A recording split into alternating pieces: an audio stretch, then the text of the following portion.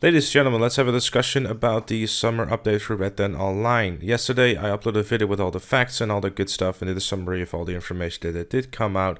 So if you missed that, make sure to check out the Eye in the Sky that will guide you to that previous video. But if you have seen that and you're ready to hear my opinions, then let's get right into it. First, of course, the elephant in the room is the fact that you need 15 gold bars in order to even get started with this. I've seen many people argue, and we have a bit of a discussion on my Twitch stream last night, that it seems to be a bit of a weird move on Rockstar's side to have something like this in place where people have to pay 15 gold bars in order to even access the content.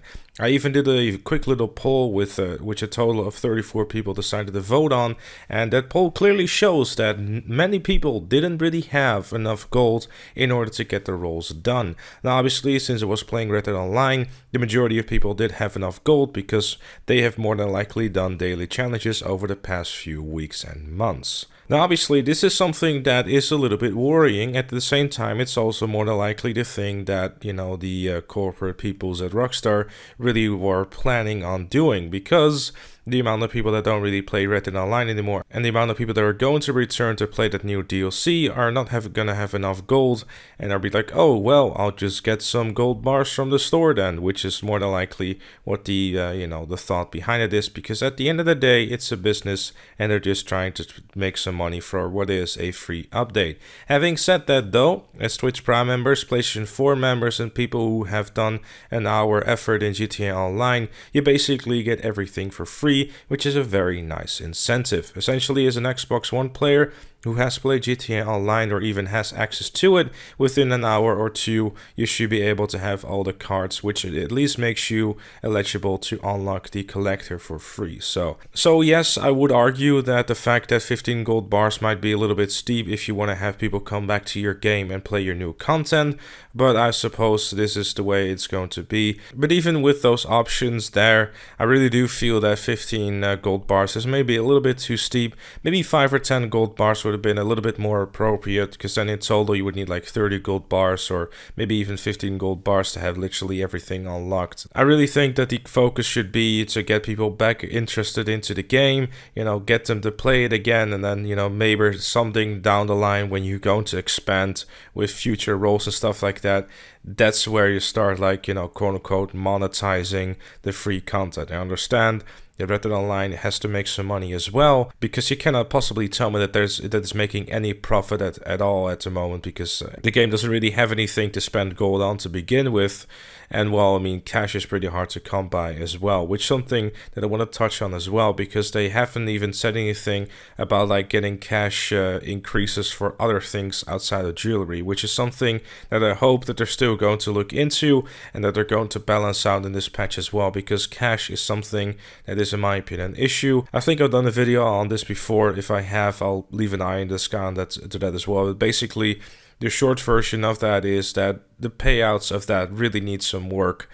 Gold is in a pretty good place right now if you're someone that does daily challenges, but outside of that, it's still a little bit rough. But daily challenges I really feel is the way to go. So if you are watching this and you don't have enough gold yet, go do some daily challenges. They're still paying out double, and if you get the streak going, you can make upwards of 35 gold bars per week. But that is of course after you've done the highest streak. So just keep on doing them daily challenges, pick out the easiest one, and you should be able to rack up some easy gold rather quickly as well. Now obviously, touching on the content itself, if you step over the 15 gold bars, which I personally think is the main thing we should be focusing on right here, and I have to say that it's looking rather promising. All the roles are sounding like something that is fun to go for, with a variety of different ways to make more money. Especially the trader might be something that is actually that much a weighted cash increase that we're going to get. Sure, it's basically a carbon copy of the businesses in GTA Online, but I guess there were some people out there who've been wanting that, so I guess they are getting what they want. But there's really something, there's something for everyone, it seems, within these roles. As a bounty hunter, you're really those people who like to go out and shoot things up. As a trader, you're more someone who's more into hunting and more PvE kind of content, kind of keeping to yourself kind of thing. And as a collector, you're someone who really likes to go out and explore things. I think combining the collector and the trader might be a very powerful combination, because you can easily combine the two because you're already out in the wild, you know, doing exploration and trying to get those animals and trying to get those treasures and stuff like that. It's sounding like something that is definitely gonna make free roam at least a lot more interesting. Bounty Hunter itself, I mean, that's something that it's looking rather appealing to me because I really like that idea of like trying to chase down criminals, and maybe even in lobbies as well, like the bounty system of having people with over $20. I mean, it's either going to do two things. It's either going to encourage people to get a higher bounty, or it's just really going to start encouraging people like, hey, I don't really want to deal with any of those people that are going to chase me down, so I might as well pay my bounty. It's going to be really interesting to see what's going to happen with that. And maybe they can even start doing dynamic free mode events with like a, you know, bounty hunter kind of thing. You know, if someone is doing a bounty hunt mission, and even if you don't even have $20 as a bounty, you know, maybe some special event might be very cool for that as well. But the main thing I'm personally excited about, there's going to be new things to go for within the game. Now, as a bounty hunter, you might argue like, oh, we're getting 5 different versions of a gun spin, which, I mean, I personally think, okay, you know, that's cool, but I really would have liked to have some more, like, I mean, some gameplay orientated things, I suppose. I mean, the most of the things that you can unlock really are just there to make your certain role easier to deal with, which obviously is always a very warm welcome. But in terms of gameplay, I'm really curious to see how long all this stuff is going to last. Of course, there's, you know, another elephant in the room, like how long is it going to take to get all these ranks, you know? If it's going to be too easy, then you're going to run the risk of people, you know, basically being done within a week. So I'm hoping that they've balanced it very well, and I'm hoping that the roles and the role XP and those role tokens are really something that is worth going for, like that the missions and all that stuff is rather fun. The main thing that I'm personally thinking about as I'm saying all this is the main missions within the online already. I personally feel that those missions are rather cool, especially the last batch of missions that we did get. I think they're very well done. So if these roles are on the same level of quality as those missions, I think we're in for a treat.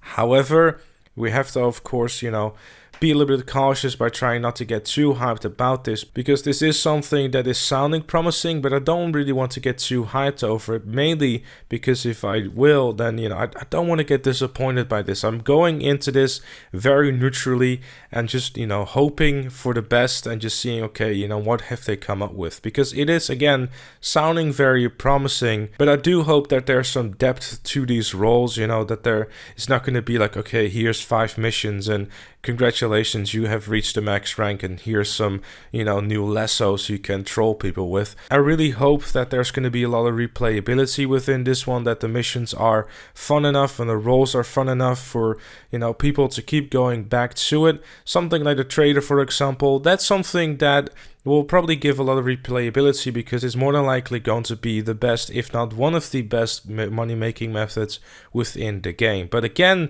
this is speculation, I don't know yet, and obviously, since I like to upload videos, I will be more than likely looking into that and seeing just how good it actually is. And one last thing I want to touch on is the PvP, because I really feel that they might be taking the wrong direction with it, because they're saying, you know, weapon rebalancing to reduce the reliance on headshots as a primary kill method in PvP. My personal opinion is the fact that if you want to reduce the reliance on headshots within PvP, you know, you're already making steps with that in the spring update by basically not being able to track people, you know, while you're doing the headshot stuff. I personally feel that the main reason why Red Dead Online is so nice and fast paced is because of those one-shot headshots.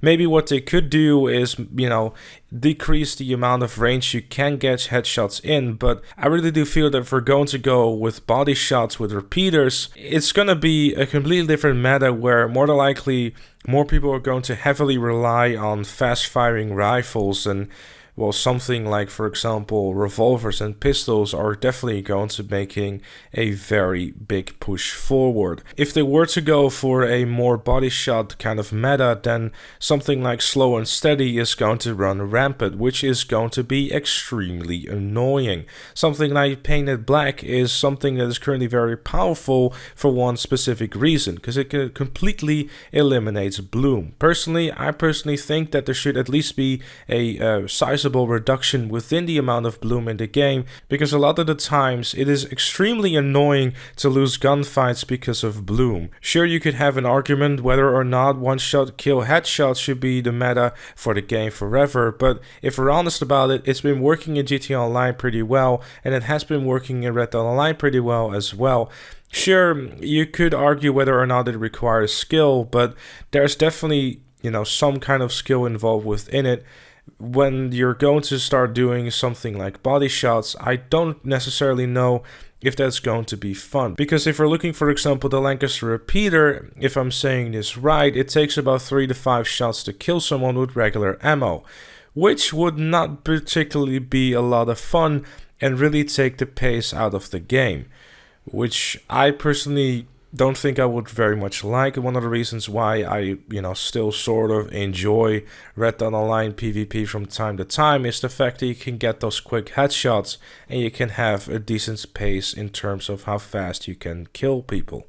If you were to reduce the reliance on headshots in terms of like making it no longer one-shot one kills, then you're going to run the risk of it becoming an extremely slow PvP experience and definitely a lot more camping, which I personally would very much not like to see, but this is just me voicing my concerns a week ahead of the DLC. But I'd love to know what you, of course, think about this. Do you think that headshots are something that they should, really get rid of, or how do you think that they should have the PvP experience and all the good stuff? Let me know in those comments down below. But with all that said, with all that done, that was it for this one. Thank you so very much for watching. Leave a like if you enjoyed, subscribe for much more Red Dead Online summer update content coming to you very soon, including a live stream on Tuesday where I will be live streaming the new update whenever it comes out. It's a bit of a weird one with Red Dead Online because there's never really a set time like with GTA Online, so just stay tuned to the channel, to my Twitter and to my Twitch. You'll get notifications and all the good stuff whenever I do go live. And I'll see you all later.